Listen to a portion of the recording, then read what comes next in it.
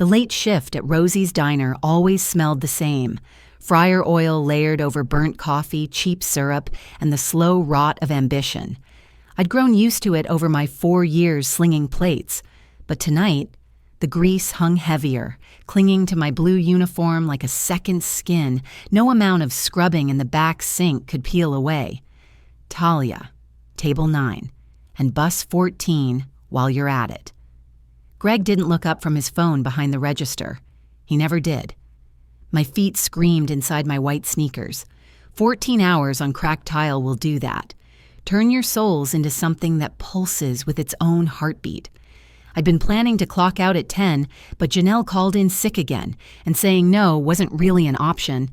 Not when Mama's hospital bill sat open on my phone like a wound that wouldn't close, and not when $11.43 was the exact distance between me and an eviction notice. "What's at 9?" I asked, tucking a stray curl behind my ear and grabbing the coffee pot, the one with the cracked handle we kept meaning to replace. Greg shrugged. "Some guy. Walked in out of the rain. Hasn't said a word. Brenda won't touch him. Says he looks like he can't pay." I glanced at the clock above the pie case. 11:47 p.m. The fluorescent lights buzzed their nightly migraine song. Rain streaked sideways across the front windows, turning the parking lot into a gray smear of nothing. Another Tuesday. Another parade of truckers, insomniacs, and the quietly desperate. I grabbed a menu and headed for the corner booth. The man sat alone. That was the first thing I noticed. The aloneness of him. Not lonely. Not lost. And alone the way a stone sits at the bottom of a river, perfectly still while everything rushes past. He wore a dark suit, the kind with stitching so fine you'd miss it if you weren't looking. But the suit was soaked through, clinging to his frame like it had been dragged through a storm drain. His shoes, black, leather, expensive ones, were caked with mud. No umbrella on the seat beside him, no car keys on the table, no wallet. His hands were folded in front of him on the formica, perfectly still. Not the fidgeting of a man waiting for food, the stillness of a man who had trained himself over many years not to move unless he meant it. "Evening, sir. Welcome to Rosie's." I set the menu down with a smile I'd perfected over 1,000 identical greetings. "Can I get you started with something to drink?" He didn't reach for the menu. Brenda slid past me with a tray of ketchup bottles, leaning in close enough that I caught her cigarette break breath. "Don't waste your time, Tal. Look at him. He's probably sleeping it off before he bolts without paying. I'm not covering another walkout." She said it loud enough. She always did. The man didn't flinch, didn't look up, but something shifted behind his face. A micro-expression so brief it was like watching a door close at the end of a long hallway. I'd seen that look before. On my mother's face, the first time a nurse spoke about her like she wasn't in the room. The look of someone being erased in real time. My hand tightened around the coffee pot. Brenda. I got it. She rolled her eyes and moved on. I slid into the booth across from him, which I never did. Which broke every rule Greg had ever barked at me, and set down a clean mug. I poured the coffee slow, the way Mama taught me, letting the steam curl up between us like a question. "Kitchen's about to close," I said, keeping my voice low, like I was sharing a secret. "But I can get you the brisket plate before they shut the grill down. Comes with mashed potatoes and cornbread. Best thing on the menu, and I'm not just saying that because I'm supposed to." His eyes lifted to mine, and I nearly pulled back. They were dark, not brown, not black, but something deeper, like ink pooled at the bottom of a well, sharp, calculating. His face was all clean lines and controlled angles, jaw set beneath skin pulled taut across high cheekbones, dark hair slicked back from the rain and pressed flat against his skull. Handsome wasn't the right word, and Precis was closer. Everything about him looked deliberate, engineered. Handsome the way a blade is handsome, where the beauty is inseparable from what it can do to you. He studied me the way no customer had ever studied me. Not my body, not my name tag, but my eyes, reading something behind them like he was scanning a document for the one line that mattered. I don't have money. His voice was low, unhurried. The accent was faint, Korean, softened by years of speaking other languages, each word placed with the care of someone who understood that language is a weapon and every sentence is a choice. I know, I said. His brow shifted, just barely. Then why? I shrugged, and meant it. Because you walked in here in the rain and you sat down and you haven't asked anyone for anything. And where I come from, that's enough. And the silence that followed lasted exactly 4 seconds. I know because the clock above the pie case ticked loud enough to count. Then he nodded. Once. The way a man signs a contract. The brisket plate, he said, please. I brought him everything. The brisket, thick sliced and still glistening. The mashed potatoes with the extra butter I only gave to regulars. The cornbread, golden, warm, wrapped in a napkin. A fresh pour of coffee. I set the check face down on the table and wrote across the bottom in pen. Covered. Don't worry about it. Tea. He ate in silence, methodical, unhurried, like a man who understood hunger but refused to let it make him graceless. I went back to wiping counters and refilling sugar caddies, but every time I glanced toward the corner booth, his eyes were already on me, not staring, watching. The way someone watches a fire they didn't expect to find burning in an empty room. By the time I looked again, the booth was empty. No cash, no card. The plate was clean, the mug drained, the napkin gone. In its place, a single paper napkin folded into a tight square. I almost tossed it in the bus bin with everything else. But something, instinct, curiosity, the strange gravity of the evening, made me unfold it. Inside was a drawing, small, precise, done in ballpoint pen with a steadiness that shouldn't have been possible from a man who looked like he'd been dragged through a hurricane, a single cherry blossom. I stared at it for a long moment, then tucked it into my apron pocket, wiped down table 9 and clocked out at 12:34 a.m. I didn't think about it again, not until 6:02 the next morning. And when the sound of 50 engines idling in unison pulled me from the deepest sleep I'd had in months, and I opened my curtain to find my entire street sealed off by a wall of black SUVs, cherry blossom petals drifting through the winter air like pink snow, and a man in a tailored suit standing at my front door with his hands clasped behind his back, head bowed, waiting. The sound came before the light did. A low, rolling vibration that crept through the walls of Talia's apartment like a second heartbeat. Not loud, but everywhere, pressing against the thin windows and settling into the floorboards beneath her mattress. She'd fallen asleep in her uniform again. The blue fabric was wrinkled against her skin, and her shoes were still on, one heel hanging off the edge of the bed where she'd collapsed 5 hours ago without pulling back the covers. Her phone said 6:02 a.m. Tuesday morning. The sun wasn't fully up yet, just a pale gray wash behind the curtains that turned everything the color of dirty water. The vibration didn't stop. It was engines, dozens of them, idling in a low chorus that sounded like a machine breathing. Talia sat up slowly, her neck stiff, her knees aching from 14 hours of tile. She reached for the curtain the way you reach for a light switch in a house you're not sure is yours anymore. Automatic, unthinking. She pulled it back 6 inches, and the world outside her window didn't make sense.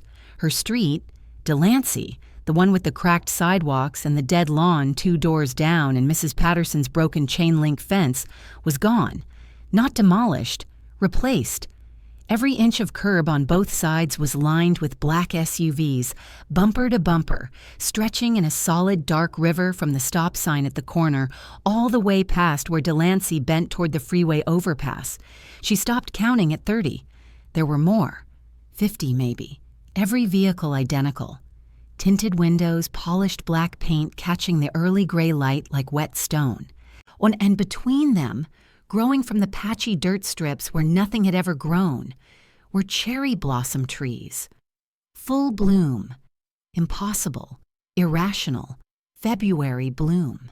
Pink petals drifting in slow spirals through the cold morning air, settling on the hoods of the SUVs, catching in the chain link, dusting the cracked sidewalk like someone had shaken out a silk tablecloth over the entire block. The trees were young but thick with flowers, planted in perfect intervals, their branches arching over the road until the whole street looked like a corridor. A processional aisle leading from nowhere to her front door. Talia's hand was shaking. She didn't realize it until the curtain slipped from her fingers and fell closed again. She opened it a second time because the first time couldn't have been real. It was. A man stood on her front stoop. Tailored black suit, crisp white shirt, dark sunglasses despite the overcast sky. His hands were clasped behind his back. His posture was military straight, chin slightly lowered, not in submission, but in ceremony. The posture of someone presenting something sacred. Talia opened the door because her body moved before her brain could catch it. The man bowed. A full, unhurried bow, the kind she'd never received from anyone, anywhere, in 26 years of life. Mr. Kim would like to repay his debt. The words landed in her chest like a stone dropped into still water. Mr. Kim. Her hand moved to her apron, the one still crumpled on the kitchen chair where she'd tossed it last night. Her fingers found the pocket, found the folded napkin she hadn't thought about since she tucked it away between wiping down table 9 and clocking out. When she unfolded it with trembling hands, the cherry blossoms stared back at her, precise, deliberate, drawn with the steady hand of a man who did nothing by accident. It wasn't a drawing, it was a signature. They didn't blindfold her. That was the detail Talia kept turning over in her mind during the 20-minute drive. The fact that no one covered her eyes, no one took her phone, no one told her not to look out the window. The man from her stoop sat in the passenger seat and hadn't spoken again since the bow. The driver wore the same suit, the same sunglasses, the same silence. Talia sat in the back seat of an SUV that smelled like leather and something faintly floral. Cedar, maybe. Or sandalwood. And watched her neighborhood shrink in the rearview mirror until it disappeared entirely behind a wall of cherry blossoms and tinted glass. They weren't forcing her. She'd walked to the car on her own legs, but the gravity of the thing, the 50 SUVs, the trees, the bow, had a weight that made refusal feel like trying to say no to weather. The building didn't have a sign. It was glass and steel. Downtown, tucked between two towers she'd walked past 100 times without ever looking up. The elevator required a key card and rose for a long time without stopping. When the doors opened, Talia stepped into a room that made her understand, for the first time, what money actually looked like when it stopped trying to impress anyone. The penthouse was sparse, no gold, no flash, and a long oak table dominated the center of the room, polished to a mirror finish. Floor-to-ceiling windows framed the city skyline in pale morning light. The furniture was minimal, clean lines, dark wood, everything placed with the precision of a museum exhibit. The air smelled different up here, cleaner, like the altitude itself had been purchased. Ji-hoon Kim sat at the far end of the table. The man from the diner was gone. In his place was someone who had been reassembled from sharper materials. The suit was charcoal, immaculate, cut so close to his frame it looked like architecture. His hair was swept back from his forehead, still damp, slicked with a discipline that matched everything else in the room. His hands were folded on the table the same way they'd been folded in the booth. But here, in this context, and the stillness didn't read as exhaustion, it read as command. He'd removed the sunglasses. His eyes were worse without them. Dark, narrow, burning with an intelligence that felt invasive, like being read by something that didn't blink. There was no warmth in them, no cruelty either, just a vast, patient calculation, the gaze of a man who had learned to see people the way engineers see load-bearing walls. Not for what they are, but for what they can hold. He didn't smile. 20 years.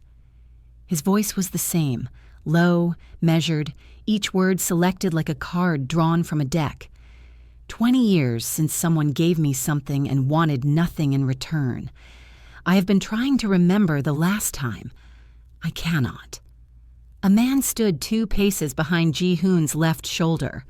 Younger, broader, jaw tight. His lieutenant, were introduced by a glance as Dae-jung.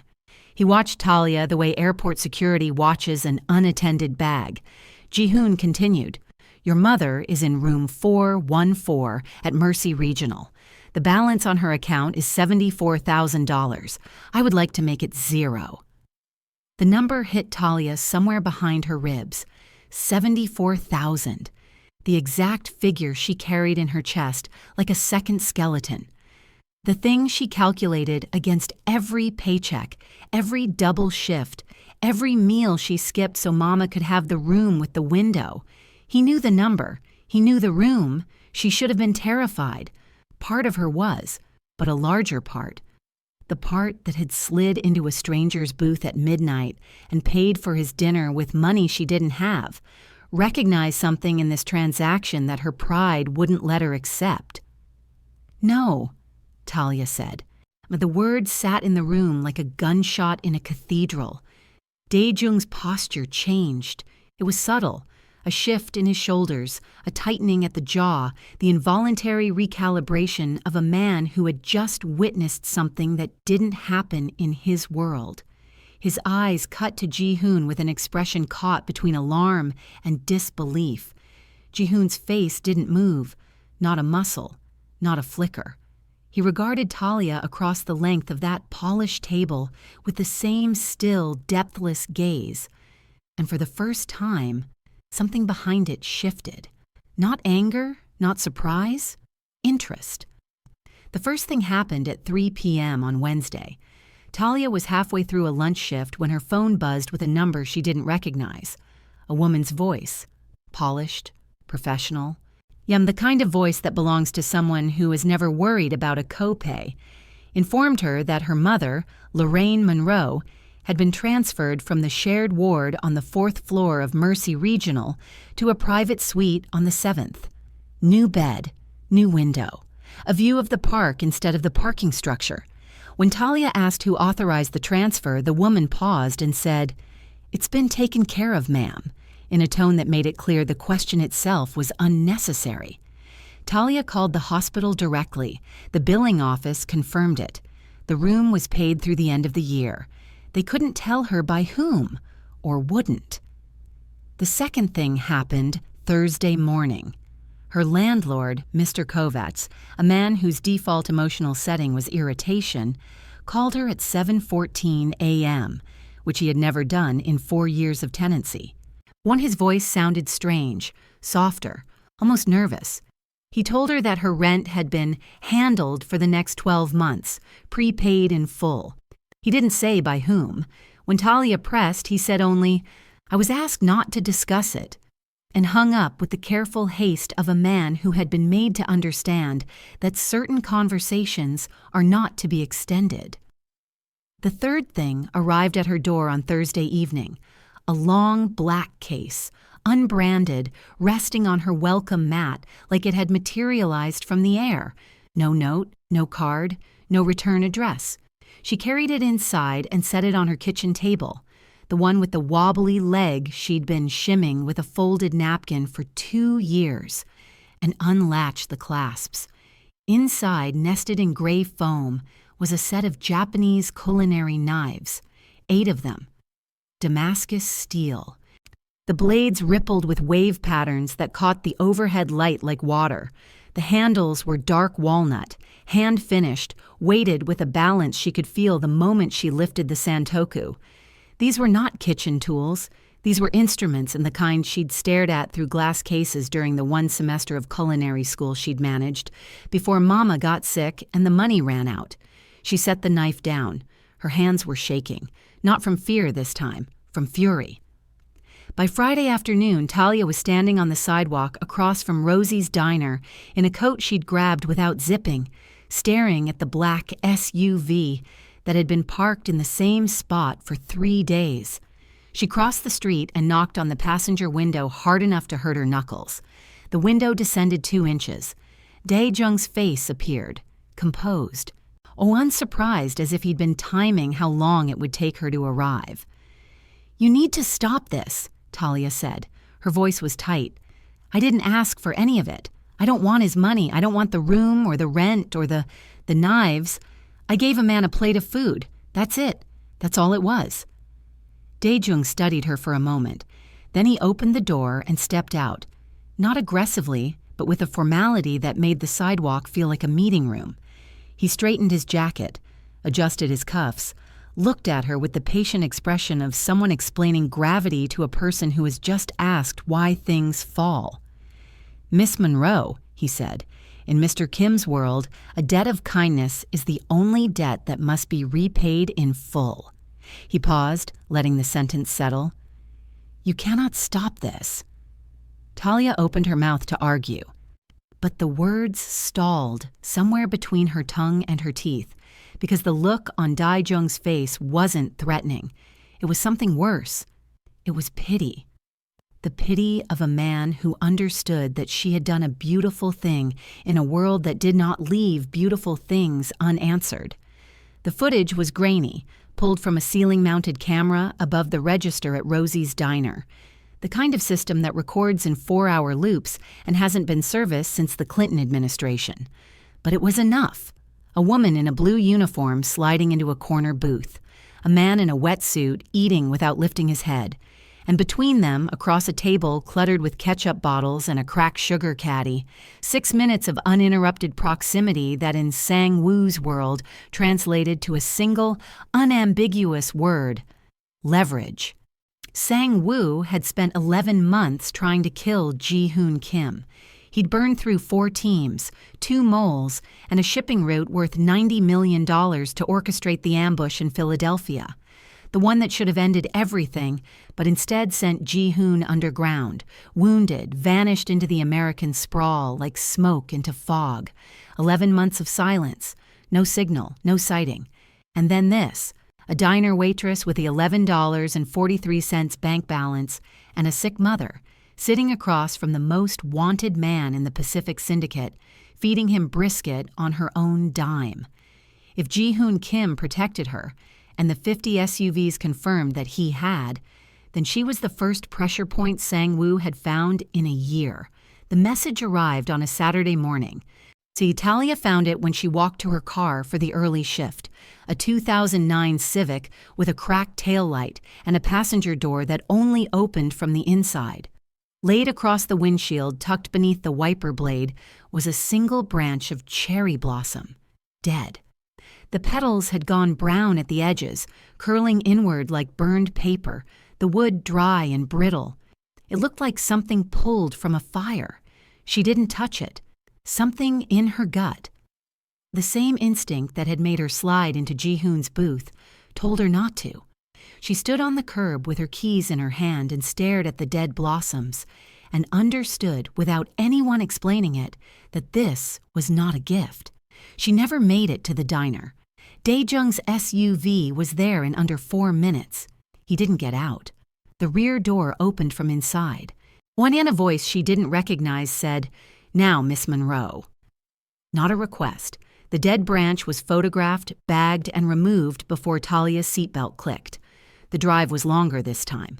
40 minutes north, past the city edge, through stretches of road lined with trees that gave way to a gated compound she wouldn't have found with a map and a month of searching. The estate unfolded behind the tree line like a held breath. Stone walls, manicured gardens, buildings arranged with the symmetry of a military installation disguised as a palace. Armed men walked the perimeter in pairs, their suits identical, their routes deliberate. Security cameras nested in the eaves like metal birds. Everything was quiet. Everything was watched. Ji-hoon was waiting in a room with no windows. He stood behind a desk of dark wood and a wall of monitors glowing behind him. Live feeds from cameras she didn't want to count. His jacket was off. His sleeves were rolled to the elbows, and for the first time Talia saw the scar tissue that ran along his left forearm, a map of violence the expensive suits were built to hide. He didn't greet her. He turned one of the monitors toward her, on it a freeze frame, her own face captured from above, sitting in the booth at Rosie's. Grainy, recognizable. "The man who sent that branch," Ji-hoon said, "is the same man who put a bullet in my back in Philadelphia. His name is Sang-woo. He was my lieutenant. My brother once." His voice was steady, but the word brother landed heavier than the rest, carrying freight. "He has been hunting me for 11 months. He found nothing. Until you." Talia's throat tightened. "Wait, I know." Ji-hoon's gaze held hers with that same depthless patience. "You fed a dying wolf, Talia." He let the sentence breathe. "Now the pack that tried to kill him knows your face." The monitor hummed. Her own image stared back at her from the screen. A waitress in a blue uniform smiling at a stranger, carrying a plate of food she'd paid for with money she didn't have. The most dangerous photograph in the world. The estate had everything except a door she was allowed to open by herself.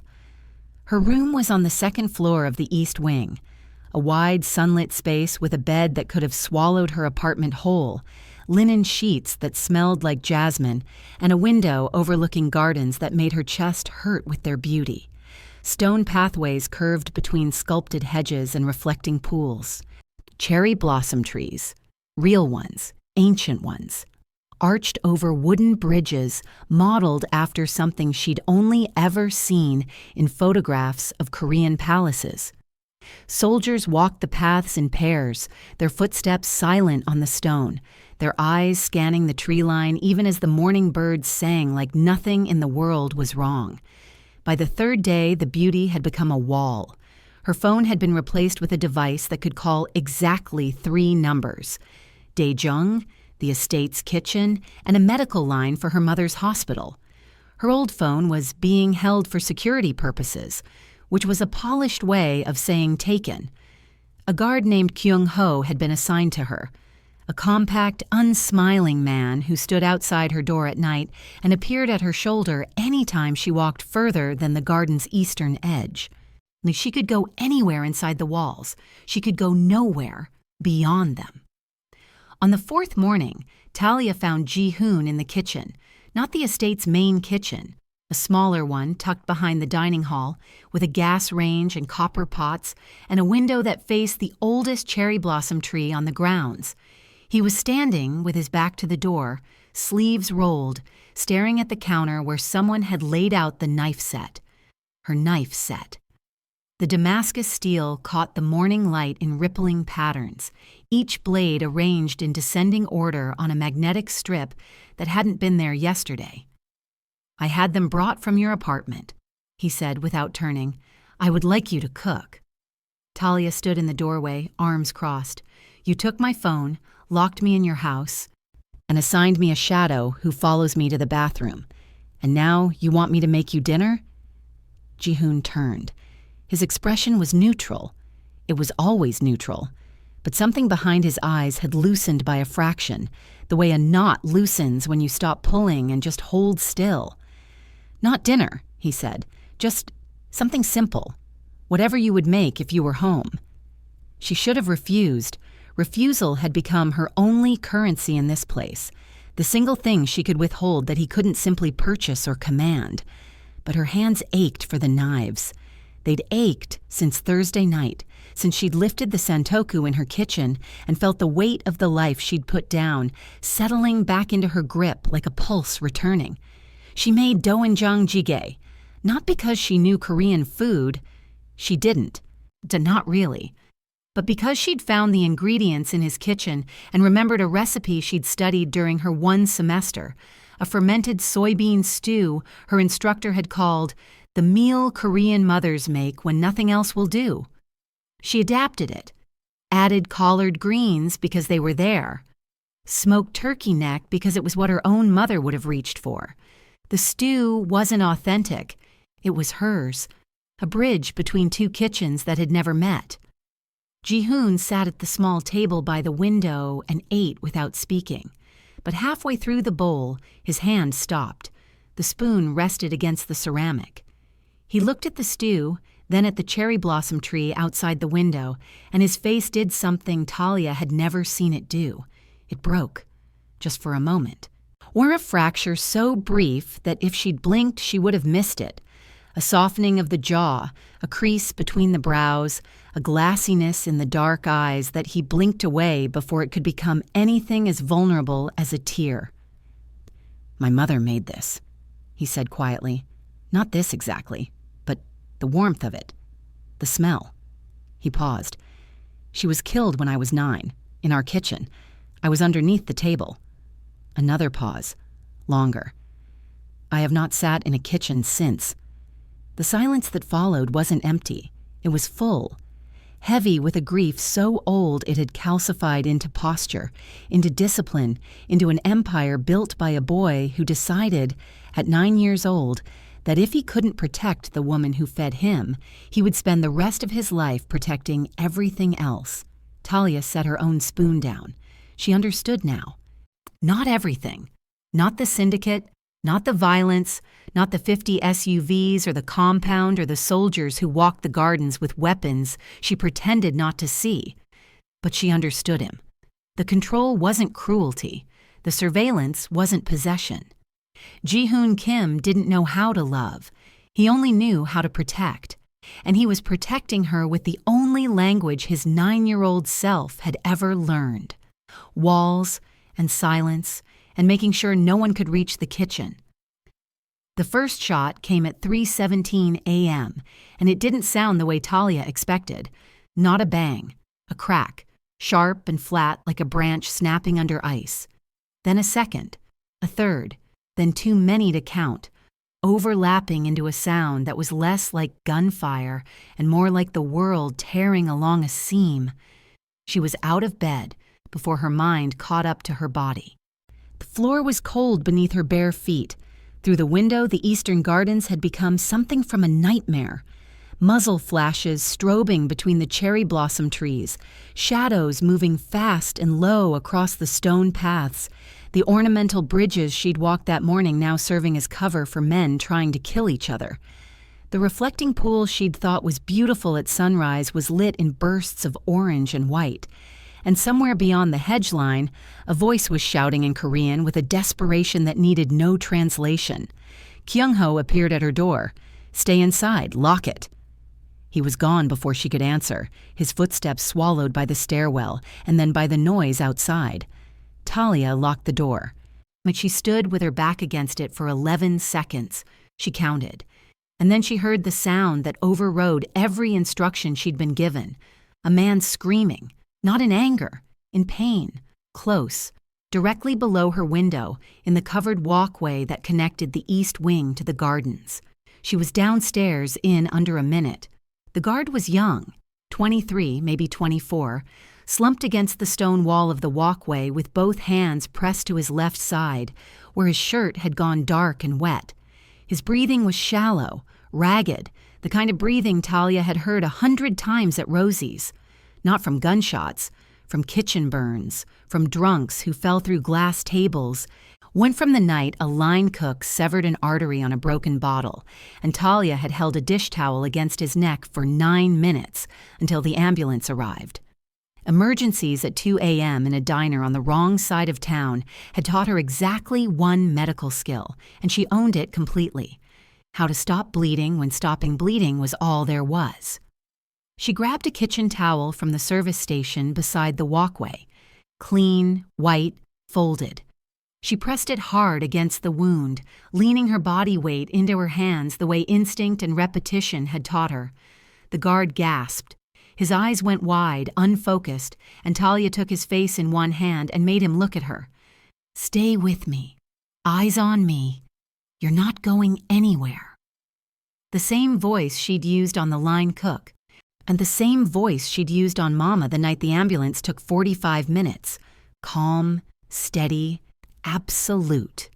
A voice that left no room for dying. She held pressure for 7 minutes, the towel soaked through twice. She folded it, reapplied, pressed harder. When the estate's medic finally reached them, the guard was conscious, his pulse weak but present, and Talia's hands were red to the wrists. 3 floors above, in the windowless room behind the monitors, Ji-hoon Kim watched. The camera feed was grainy, security grade, the same flat angle that had captured Talia in the diner booth 6 days ago.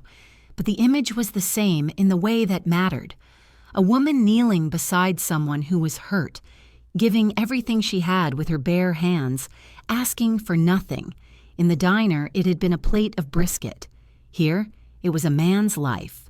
Dae-jung stood beside him, watching the same feed. Neither of them spoke for a long time. The attack was repelled by 4:02 a.m. 7 of Sang-woo's men were captured. 2 of Ji-hoon's were wounded. None were dead, because a waitress who made $11 an hour had knelt in a stone corridor and refused to let a stranger bleed out on her watch. By dawn, Ji-hoon had summoned every senior member of his organization to the estate. They filled the long table in the main hall.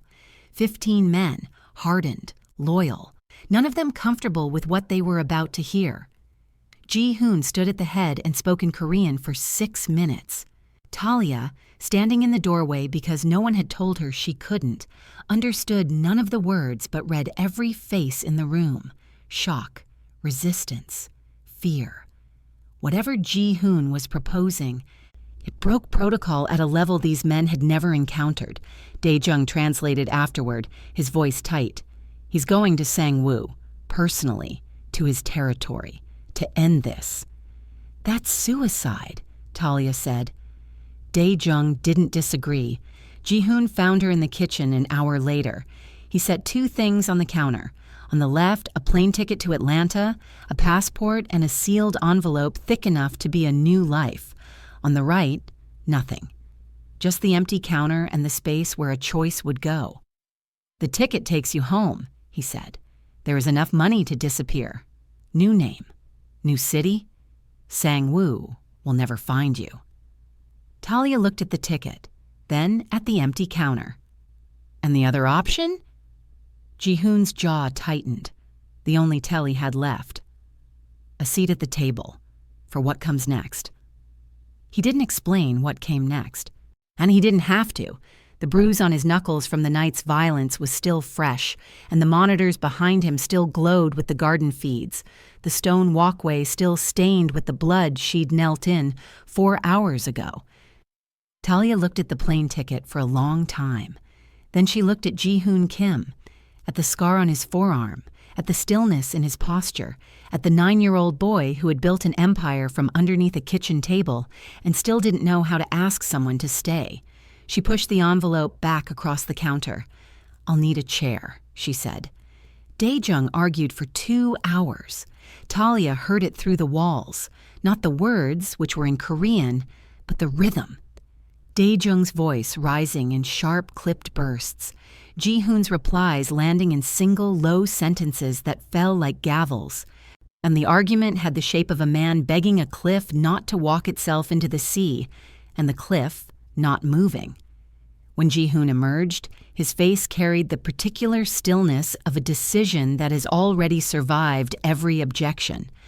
He looked at Talia, standing in the hallway where she'd been waiting because waiting was the only protest she had left. "You will ride with me," he said. "You will sit at the table. You will not speak unless spoken to."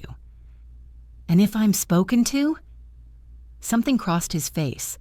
Not a smile, never a smile, but a shift in the architecture, a hairline fracture in the stone.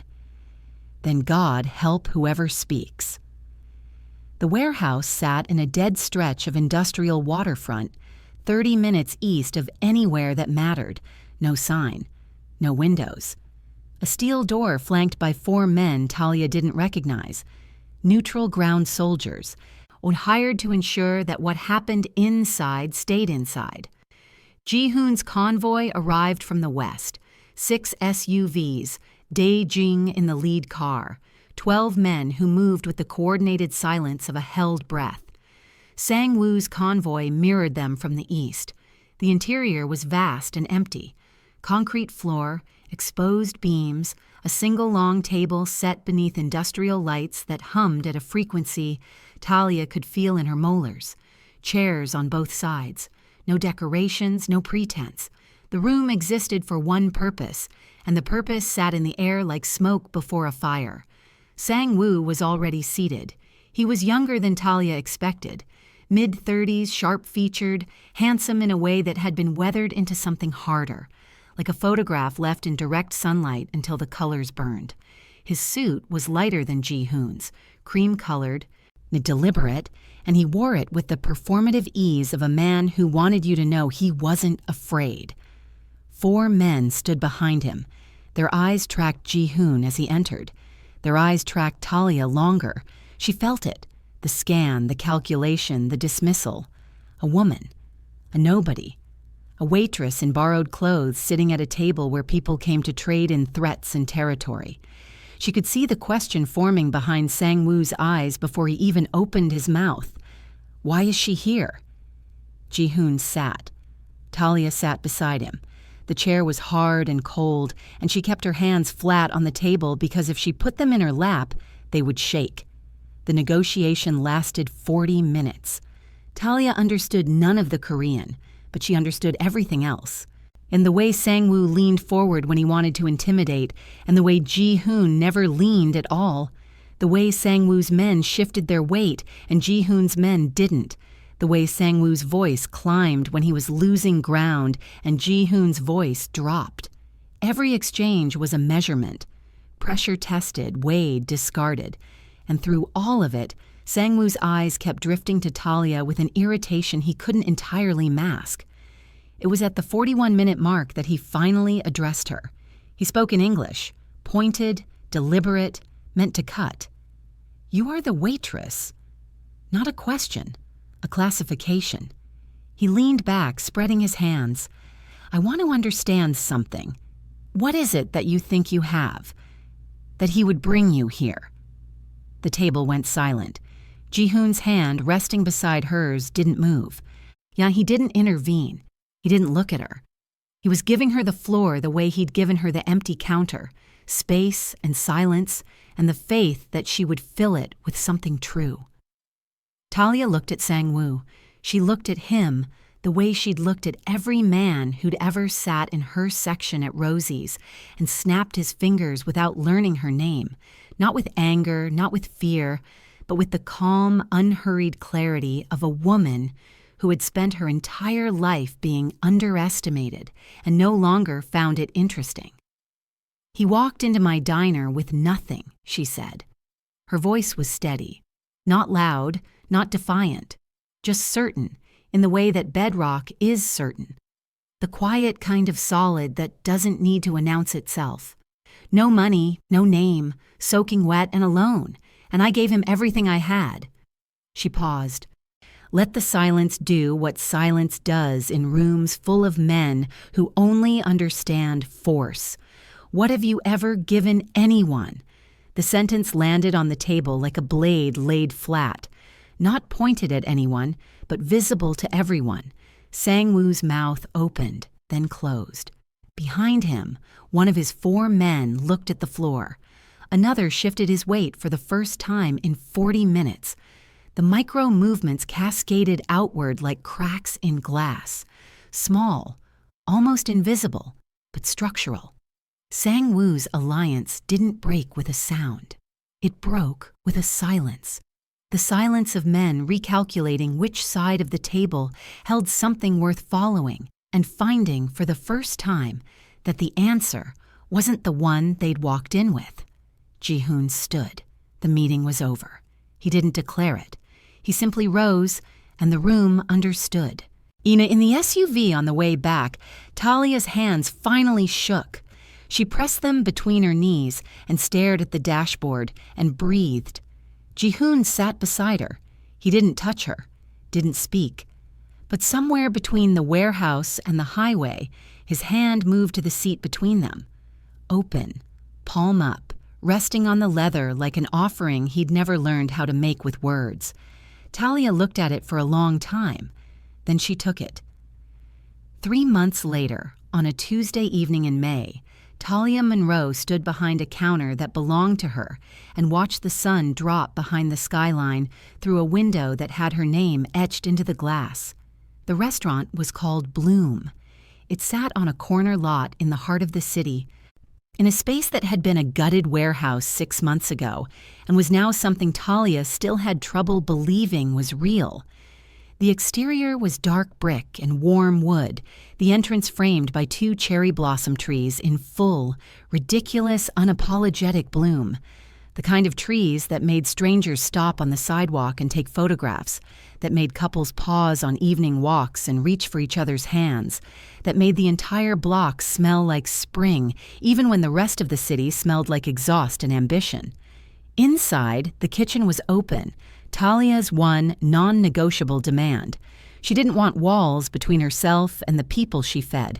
The line was tight and clean, brushed steel counters, a commercial range that answered to her hands like a living thing, and mounted on the wall behind her station. On a magnetic strip at exactly the height where the light caught them best, 8 Japanese culinary knives with Damascus steel blades and dark walnut handles. They were the most expensive things in the building. They were the first things she'd unpacked. The menu was fusion, Korean Southern built from the bridge she'd first tested in Ji-hoon's kitchen. Doenjang jjigae with collard greens and smoked turkey neck. Braised short ribs with sweet potato puree and gochujang glaze. Cornbread with sesame butter. Every dish was a conversation between 2 kitchens that had never met until a waitress decided they should. And the city had answered with reservations booked 6 weeks out and a write-up in the food section that used the word revelation twice. Her mother had read that article from a chair by the window of her own apartment. Not a hospital room, not a shared ward, but a 1-bedroom in a building with an elevator and a view of the park. Lorraine Monroe was healthy, not cured. That word didn't apply to what she had, but stable, comfortable, and for the first time in 3 years, not afraid of the mail. The debts were gone. All of them. Not just the medical bills, but the rent, the student loans from the semester she'd abandoned, the credit card she'd maxed buying groceries the month the diner cut her hours. Every number that had ever kept Talia awake at 3 a.m. had been reduced to 0, with the quiet, systematic thoroughness of a man who treated financial obligations the way a surgeon treats infection. Locate it, remove it, leave no trace. Talia never asked Ji-hoon how much it had cost. Ji-hoon never told her. It was the one debt between them that they both, by unspoken agreement, decided to leave unweighed. The restaurant filled every night. But Tuesdays were different. On Tuesdays, at exactly 8 p.m., a black SUV would pull to the curb outside Bloom. The driver would open the rear door. Ji-hoon Kim would step out. Dark suit, dark eyes, the same controlled stillness that had walked into Rosie's diner on a rainy night that felt like a lifetime and a week ago. And he would enter through the front door like any other customer. He would walk past the bar, past the open kitchen where Talia's hands moved through steam and fire, past the framed reviews and the photographs on the wall, and he would sit in the last booth, the corner one, the one with the window, and he would order the brisket plate, mashed potatoes, cornbread, black coffee, the same meal every time, not because the menu didn't have better, but because the meal was never about the food. It was about the night a woman with $11.43 in her account and 14 hours of cracked tile in her knees had looked at a soaking wet stranger and decided he deserved to eat. He never paid. She never asked him to. The check went face down on the table every Tuesday, and every Wednesday morning it was still there, untouched, with the same 5 words written across the bottom in Talia's handwriting. Covered. Don't worry about it. T. Behind the register, framed in dark wood and hung at eye level where every customer who entered could see it, was a single paper napkin. Yellowed now, softened at the folds, with a ballpoint ink fading at the edges but still perfectly legible, a cherry blossom drawn with the precise, unhurried hand of a man who had walked through a rainstorm, sat in a diner booth, and been treated like a human being for the first time in 20 years. The staff thought it was a logo. The regulars thought it was art. Talia knew it was a signature, the mark of a man who had repaid a $14 plate of brisket with an entire life, and who still showed up every Tuesday to sit in the last booth because it was the only place in the world where he wasn't Ji-hoon Kim, head of the syndicate, ghost of the Pacific, the man whose name made governments go quiet. In the last booth at Bloom, he was just the man in the wetsuit who needed a meal, and Talia Monroe, who had spent 26 years believing her kindness was too small to matter, that she was too invisible to be seen, that the only thing she'd ever have to offer was a plate of food and a smile that cost her nothing and changed nothing, stood behind her counter, in her kitchen, in the restaurant that bore the name of the thing that had started it all, and understood something that most people never learn. She was never invisible. She was just in the wrong room. And Ji-hoon Kim, for the first time in 20 years, had something he wasn't afraid to lose,